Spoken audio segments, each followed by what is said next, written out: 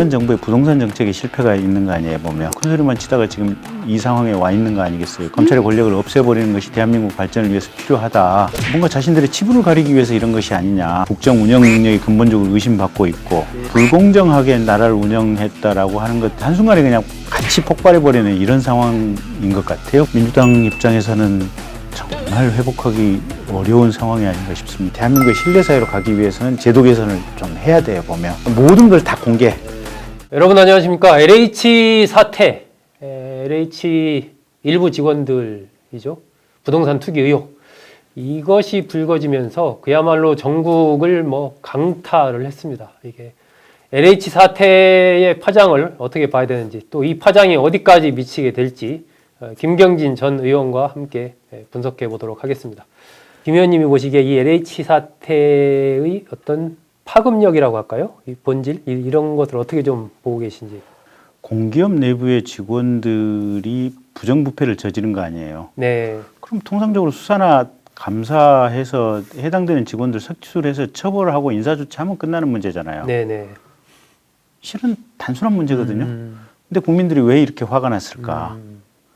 그러면 그 기저에는 결국은 현 정부의 부동산 정책의 실패가 있는 거 아니에요, 보면. 네, 서울 시내에서 전세 살고 있는 젊은이들 입장에서 보면 한 2년 지나고 4년 후에 되면 또 전세 보증금을 지금 현재 맡겨놨던 전세 보증금만큼이나 지금 해줘야 되는 거 아니에요, 보면. 네, 네. 그 영구히 집 사는 게 불가능하다라고 하는 월급쟁이 젊은이들 30, 40대, 20, 30, 40대들의 아우성들이 있는 거 아니에요, 보면. 네. 그런 상황이 맞물려 있었고, 근데 정부에서는 계속해서 문재인 대통령 취임 초기부터 부동산 문제 자신 있다. 그렇죠. 반드시 잡겠다. 네, 별 문제 없을 것이다. 정부가 관리 잘 하고 있다. 반대쪽에 있는 시장 쪽에서는 계속 이게 안정적으로 좀 공급이 이루어져야 된다고 계속 얘기했는데 그걸 무시하고 큰 소리만 치다가 지금 이 상황에 와 있는 거 아니겠어요, 보면. 네. 그런 부분이 조금 이제 큰 틀에서 이제 어떤 밑바닥에 배경으로 깔려 있는 것 같고. 어떤 정책의 실패 이것이 배경에 깔려 있다. 네. 근데 거기에 또 다른 이상한 변수들이 같이 끼어드는 것 같아요. 이상한 변수라는 게 뭡니까? 그러니까 이제 사실은 이게 현 정부 들어와서 검찰 개혁을 했다 이런 부분들 이제 그거는 현 정부의 소신이거든요. 네. 검찰을 가급적이면 해체하고 검찰의 권력을 없애버리는 것이 대한민국 발전을 위해서 필요하다.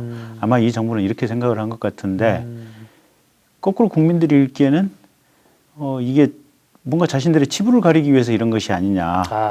네. 네. 그래서 이게 제가 볼 때는 정부가 이런 문제에 대해서 치부를 가릴 요소는 전혀 없는데 네. 몇몇 민주당 의원들 부동산 투자한 것들 같이 밝혀지면서 아마 그런 심리들이 좀 대단히 좀 많이 퍼졌던 것 같고 국민들 사이에 그런 인식이 많이 퍼졌다. 네. 그다음에 이제 손혜원 의원이나 조국 의원 같은 경우 이제 자기 편들에 대해서 철저하게 보호를 해줬는데 손혜원 의원 같은 경우도 보면 부동산 관련 이게 투기, 투자, 투기 이런 것들인데 대단히 적극적으로 초창기에 감싸줬잖아요, 보면. 그런 것들이 굉장히 이제 불공정하게 나라를 운영했다라고 하는 것들이 곁다리 이슈로 이게 끼어들면서 그 모든 것들이 그냥 혼합이 돼버린 것 같아요. 이걸 계기로 그런 것들이 그냥 폭발을 했다? 네. 그래서 단순하게 보면 정책 실패 플러스 일부 공기업 내부의 직원들의 이탈인데 큰 틀에서 보면 국정 능력, 국정 과제 국정 운영 능력이 근본적으로 의심받고 있고 공정성도 의심받는 상황이고 거기다가 검찰 개혁이라고 하는 것이 어떻게 보면 악의적인 검찰 해체다 이렇게 인식이 되면서 그 모든 것이 그냥 버무러지면서 한순간에 그냥 같이 폭발해버리는 이런 상황인 것 같아요, 보면. 그래서 대단히 지금 민심이 좀 나빠지는 그런 상황이 아닌가 싶습니다. 이런 부분들이 그렇다면 목전에 다친 게 지금 4.7 재보궐선거인데 거기에도 상당한 영향을 좀 미친다라고 봐야 되겠네요. 이미 상당한 영향을 미쳤죠. 제가 보기에는 재보궐선거 아마 쉽지가 않을 겁니다, 민주당이. 일단 윤석열 검찰총장 퇴임하면서 큰 무게추가 그냥 쿵 하고 한번 들리면서 지지율 몇 프로가 빠져서 아마 이동을 했다고 봐야 될 것 같고요. 그게 첫 번째 폭탄이고 이 LH 관련 사건이 좀 더 센 아마 핵폭탄이 하나 터져서 두 개의 핵폭탄이 동시에 터져서 네. 아마 민주당 입장에서는 정말 회복하기 어려운 상황이 아닌가 싶습니다. 네. 합동수사본부에서 조사를 하고 있는데 어느 정도까지 이게 나갈 수가 있을까요? 쉽지 않아요. 쉽지 않아요. 네, 그래서 더 화가 나는 거예요. 네. 근데 쉽지 않은 게 사실은 민주당 책임은 아니에요. 그러니까 이건 우리 사회의 시스템 문제예요. 네, 보면. 예. 그리고 어느 때나 사실은 힘 있거나 또는 행정 정보에 손쉽게 장악할 수 있는 지방 정치인들, 그다음에 뭐 중앙 정치인들, 네. 공직자들, 그다음에 공기업 직원들 이런 사람들 본인이나 본인 가족들, 친인척들 그리고 이 사람들과 굉장히 가까운 세력들 네. 또 이 사람들하고 돈을 주고 거래를 할 수 있는 네. 이 세력들은 부동산 투기를 통해서 수십 년간 어마어마한 돈을 버는 것을 우리 사회가 계속해서 봐왔어요. 이건 보수 정부건 진보 정부건 어제 오늘 일이 아닌데. 어제 오늘 일이 아니라 이제 계속해서 봐왔던 거죠. 네. 근데 왜 이것 때문에 지금 문재인 정부에 대해서 폭발을 했냐. 사실은 문재인 정부 들어와서 쌓여있던 것들이 이게 결국은 마지막 방아쇠가 되는 하나였을 뿐인 거예요, 보면. 일종의 트리거 역할을 했다 이게. 그렇죠.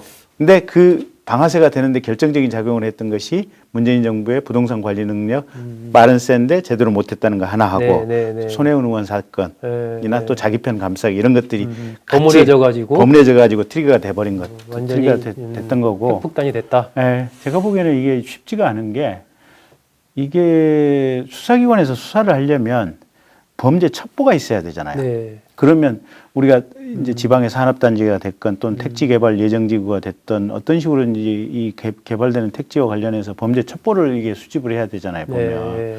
근데 첩보 수집이 그렇게 쉽지가 않아요. 그렇죠. 또 시간도 오래 걸리고. 그렇죠. 예. 네.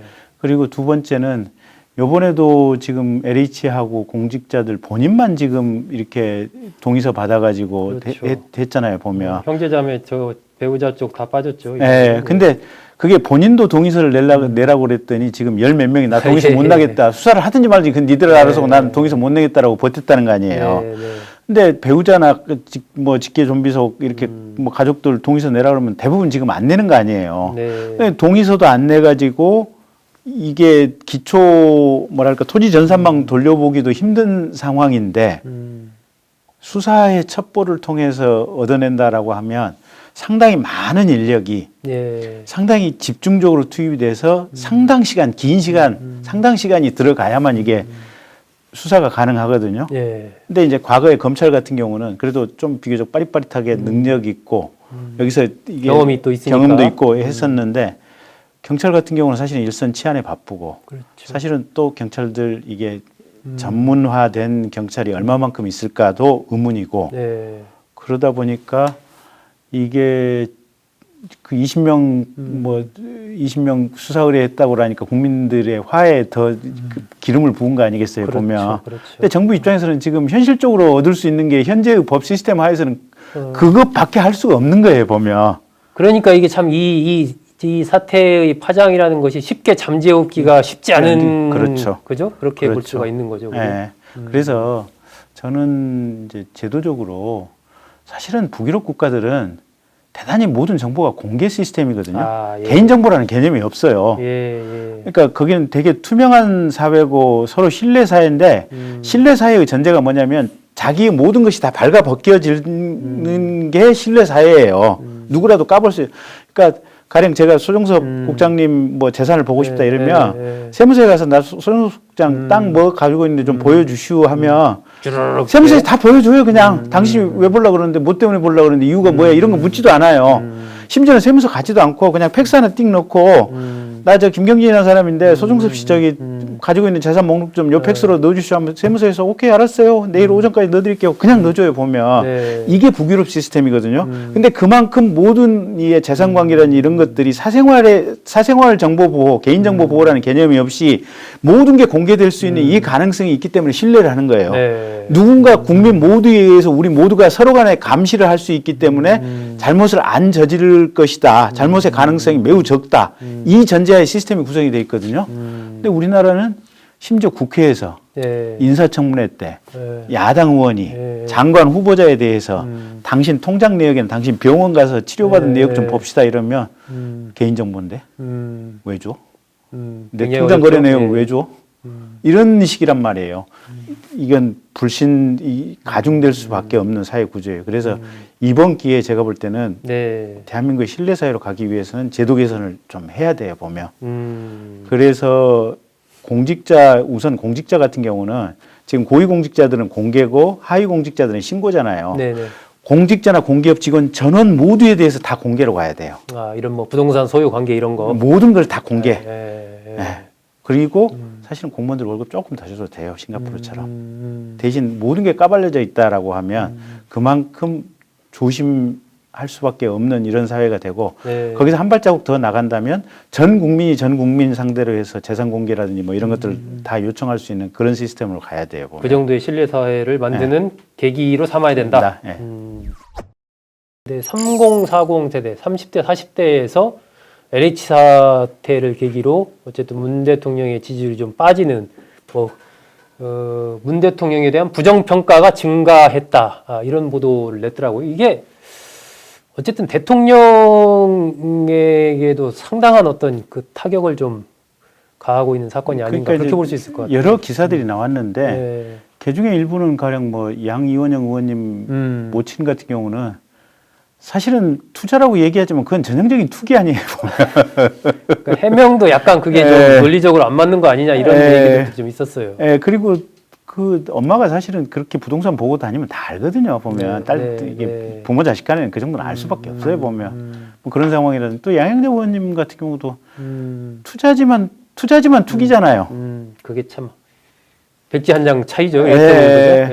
이제 다만 이제 불법 정보, 불법 개발 정보를 미리 알고 이 투자를 했느냐 안 했느냐 이거지만 그 정보를 모르고 했다고 하더라도 이 부동산이 오를 거라고 생각하고 부동산에 투자한 게 자체가 투기잖아요. 보면 자기가 공부를 해서 했다고 하더라도 그냥 살고 뭐 농사 진짜 지을 게 아닌 상황에서의 실수요가 없는 실이용 필요성이 없는 상태에서 한 거라면 사실은 부동산 투기 아니에요. 보면 근데 일단 민주당 내부에서 부동산 투기로 보여지는 의원건들이 몇 건 나왔고 한 6건 지금 뭐 제기가 됐죠.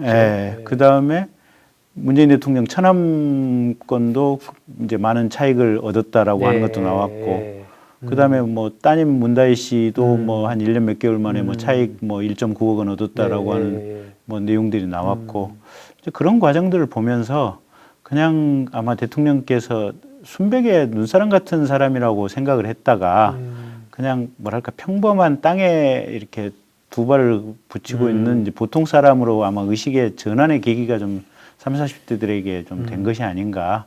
그러니까 나이 먹어서 보면 사실은 당연하거든요. 대통령이라고 해서 무슨 순백의 존재는 아니거든요, 보면. 근데 그런 부분에 대해서 환상을 품고 있었던 젊은 세대들의 어떤 인식의 변화가 있으면서 그러면서 조금 지지율 변화가 있지 않았을까. LH 사태의 파장이 어디까지 이어질지 사실 예측하기가 힘들 정도입니다. 이게 수사가 범인을 어떻게 산정하느냐, 또 어디까지 이게 수사가 이루어지느냐 이런 거에 따라서도 굉장히 달라질 수가 있을 것 같고요. 그랬을 때 또 언론에서 그 이후 추가적인 부분을 또 제기를 하게 되면 참 이 정부 여당 입장에서 이 문제를 어떤 매듭을 짓기가 굉장히 힘든 그러한 좀 수렁에 빠진 듯한 그런 이슈가 아닌가 싶습니다. 4.7 재보궐선거에도 상당한 영향을 미치고 있는 것으로 보이는데 김경진 전 의원의 진단대로 이 문제가 진짜 여권에 엄청난 어떤 지금 타격을 주고 있는 것 아닌가 하는 생각이 듭니다.